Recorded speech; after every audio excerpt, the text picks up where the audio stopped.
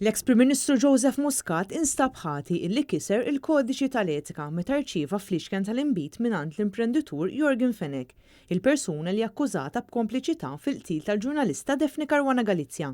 Dan hekk kif ġiet konkluża l-investigazzjoni tal-Kummissarju għall-Istandards fil-ħajja pubblika dwar ir-rigal ta' fl-ixken Petrus li ammontaw għal ftit anqas minn 6,000 euro illi Muscat irċieva mingħand Fenech.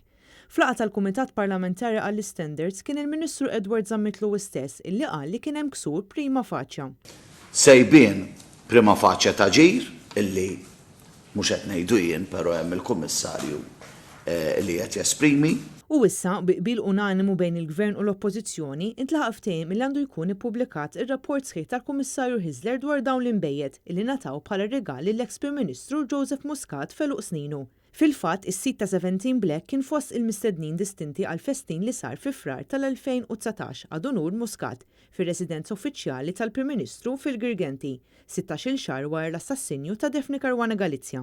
Għal din l-okkażjoni Jorgen Fenech kien tal il Muscat 3 fliexken ta' inbit Petrus li b'kollox jammontaw għal 5,800 euro. Dan fi żmien meta Fenech kien diġà magħruf bħala sit il-kumpanija kontroversjali miftuħa fil-Panama. Issa, il-Kumitat Parlamentari għandu jerġa' jitlaqqa fit-22 ta' Lulju fejn dakinhar il-Kummissarju għall-Istandards fil-ħajja pubblika George Hisler mistenni jispjega l-konklużjonijiet tar-rapport tiegħu. Preżenti għal dan il-Kumitat kien hemm id-deputati nazzjonalisti Kerl Aquilina u Carmifsud Bonnici.